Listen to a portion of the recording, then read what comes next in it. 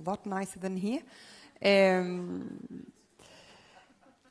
It's great to be able to come and talk to you about a subject I didn't choose myself. Silver chose it, and I think he did it really well. You might remember that I had the honour of speaking at the symposium last year, where we started talking about controlling variables.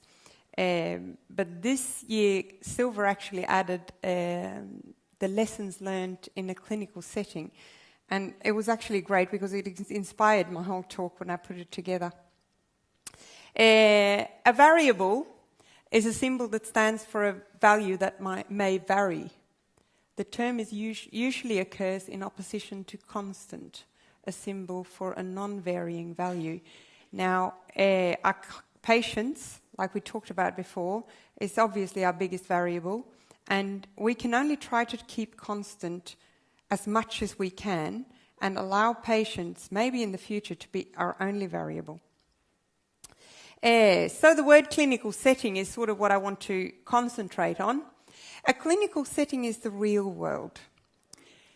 It is a real IVF clinic, the real clinical setting, the real deal that faces me every morning when I come into work, and it faces you every morning when you come into work.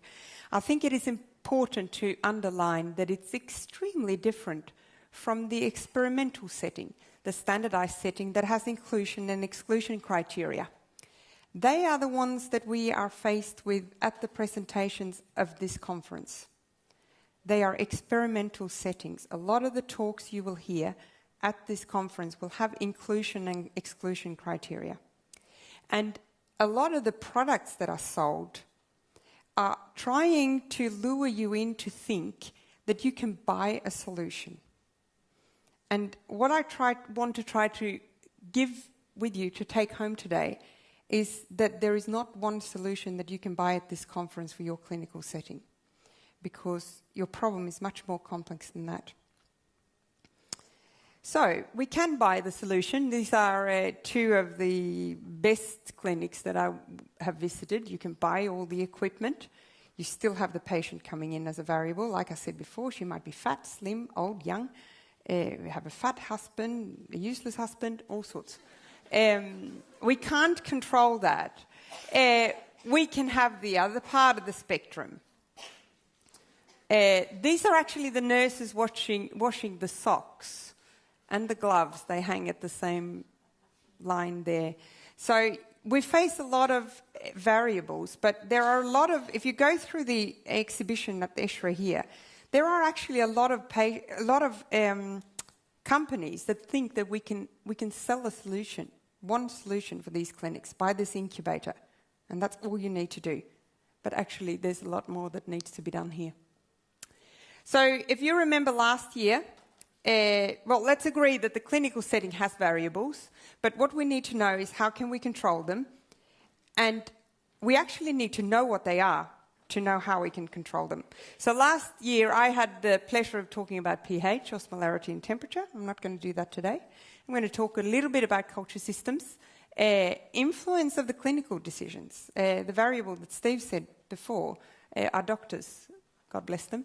I'm going to touch a little bit of the rebirth of slow freezing and to see if freezing can help us overcome some of the clinical variables that we're faced with. So to start off with the culture system, just to give you a short refresher of where I am, what is my clinical setting, what is the place that I drive to work to every morning. Westmead Fertility Centre is located in the western part of Sydney. We're affiliated to Sydney University. We sit in New South Wales' biggest hospital, maybe Australia's biggest hospital, I don't know. We do a tad over 1,300 cycles annually. We do around 500 frozen embryo transfers. We do a lot of IUIs. We are a public-private, not-for-profit organisation, which means that the little surplus that we make every year goes to me to invest back into the lab, which is a very exciting thing. Patients in Australia doesn't pay much for IVF, which is a reality that I think is important to understand here. The government of Australia, through a Medicare system, sponsors the IVF cycle. So the maximum patient that comes to Westmead Fertility Centre is paying is $1,200. Then it goes down. The more cycles they have in 1 year, the cheaper it gets. And also depending on what other things they do medical, if they have another procedure done, it can get as cheap as $50 per cycle. This includes everything. So another thing is that 80% of our patients have single embryo transfer. We obviously transfer a maximum of 2 embryos. Some of you might remember this. This was my reality last year, a system where we had a lot of ups and downs. We varied. Every week was a new week. Sometimes we managed to keep our head above water, where we got above the 40% that I would say would be acceptable. But we crash landed at other times. You might remember that after the crash landing we had at the beginning of the year in 2010, we decided to leave that media system that we had then, and after a bit of a learning curve, we entered some stable waters.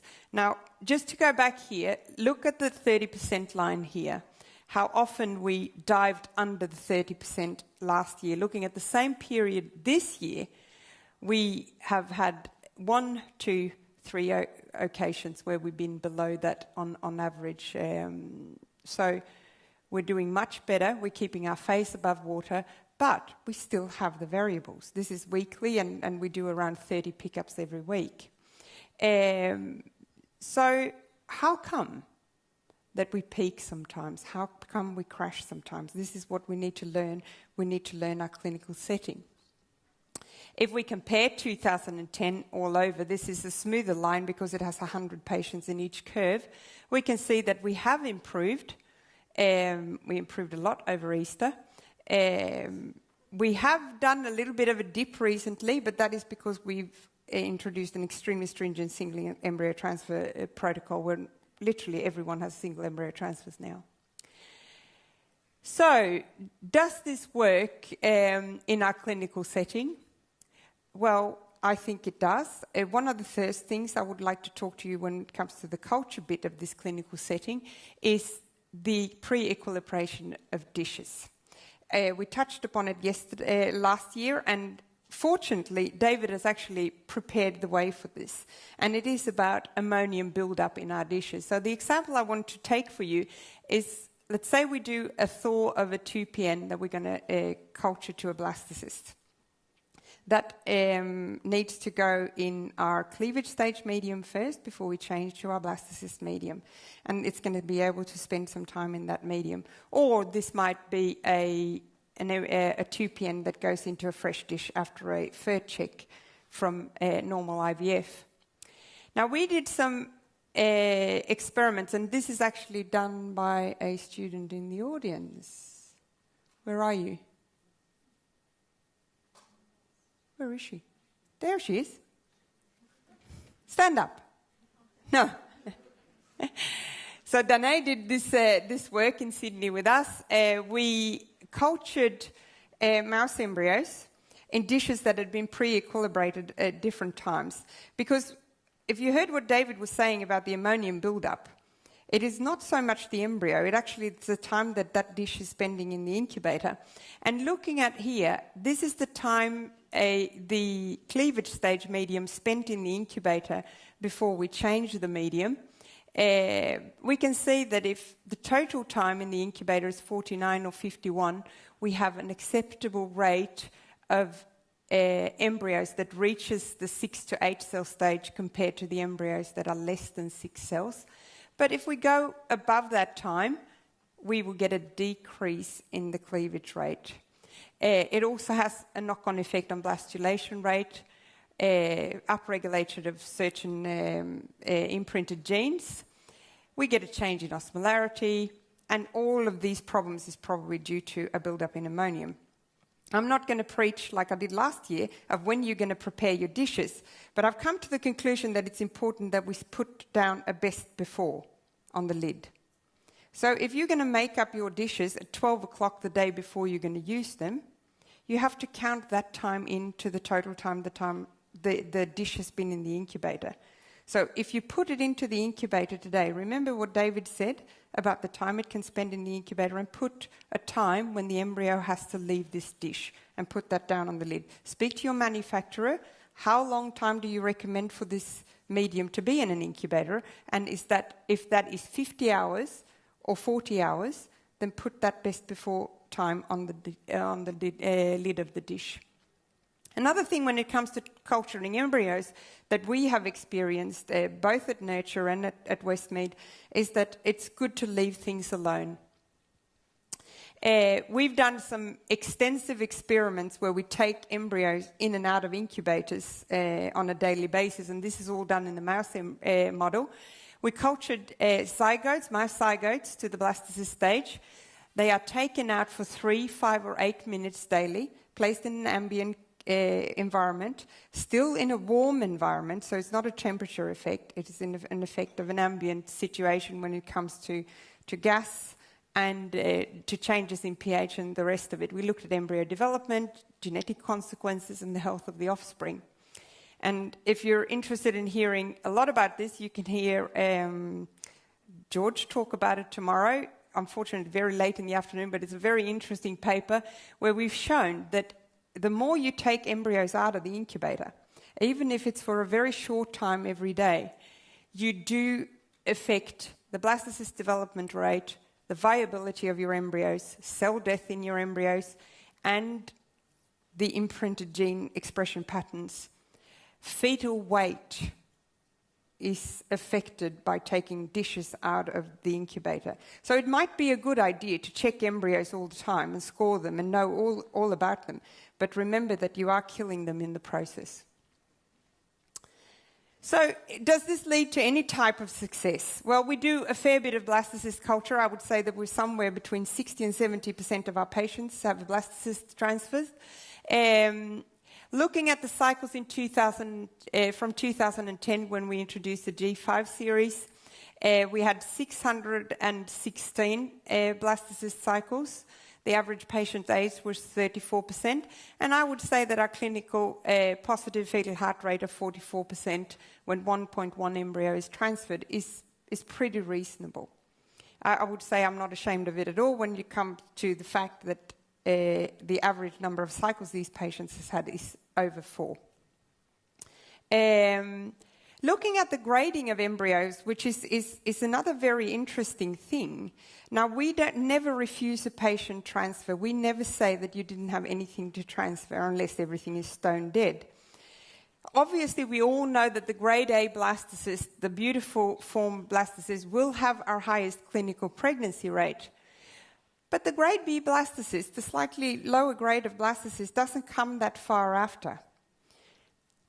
But when we put back a grade C blastocyst, we do have a little bit higher number of embryos transferred in this group.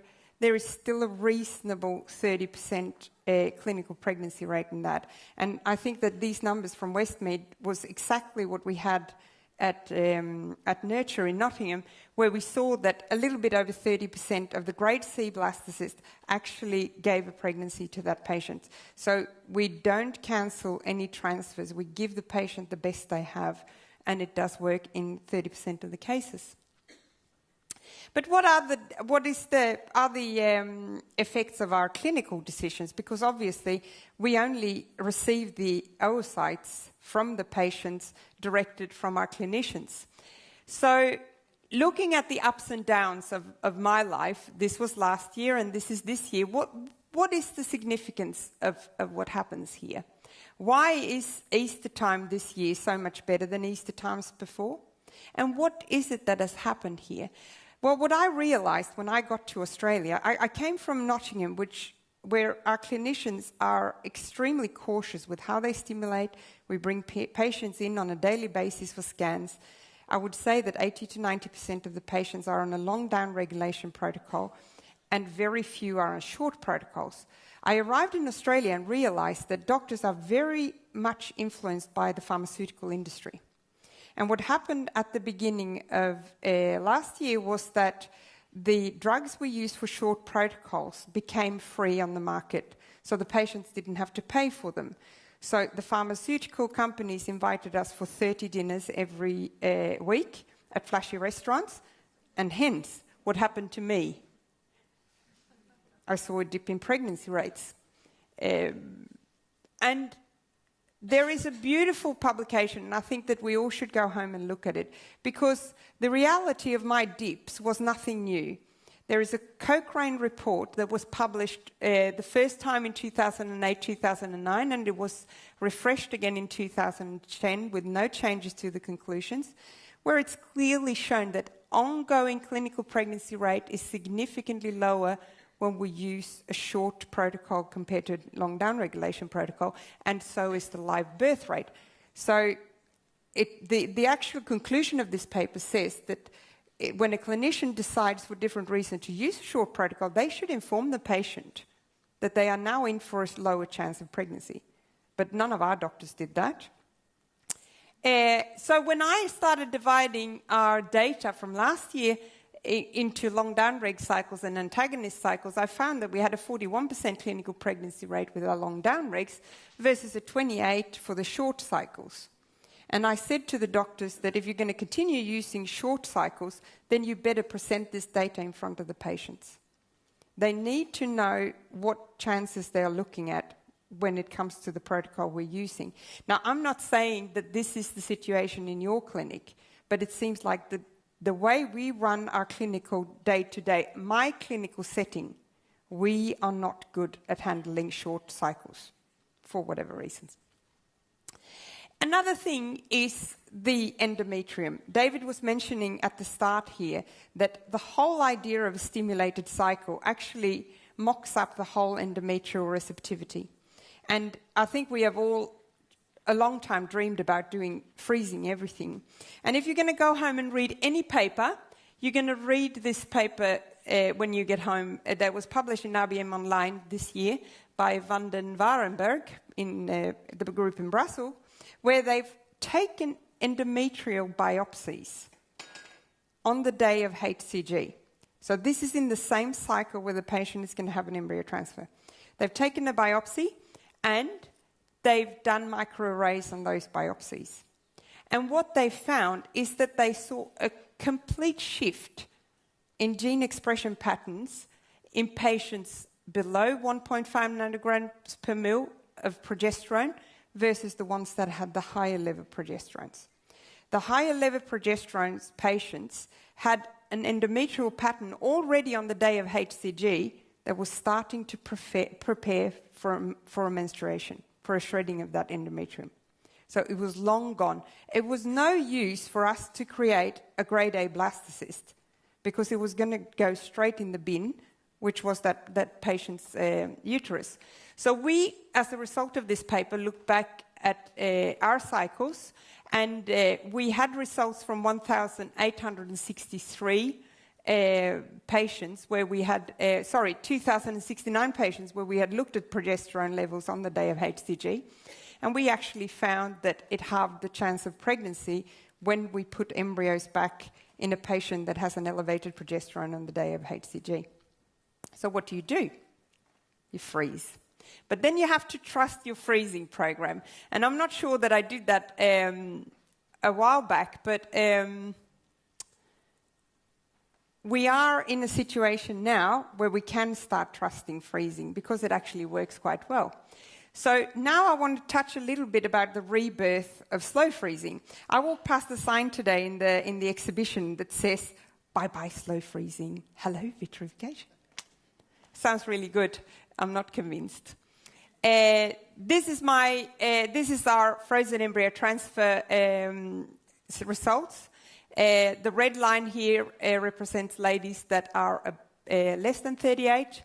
This is our overall pregnancy rates. And this is the older ladies that has now come to a point where we have the same pregnancy rates in any age from our frozen embryo transfers. And now you might wonder what happened here. And that's what I'm going to tell you about. Vitrification versus slow freezing. Everyone thinks vitrification is great. It's so quick, isn't it? Well, my clinical reality is that about five patients a day has around 5 embryos each to freeze. If we're going to vitrify them, I'm going to have to tie up about 3 embryologists for the whole day to do that. I don't have that. So if I'm going to vitrify that, 4 embryos takes us about 15 to 20 minutes to do. For every 4 embryos, I pay $50 per embryo for the device. If I do slow freezing, it takes 5 minutes. 1 embryologist per patient. I can have that for 5 minutes. We all sit, we have 5 flow hoods in the lab. We have 5 workstations. I have 1 at each.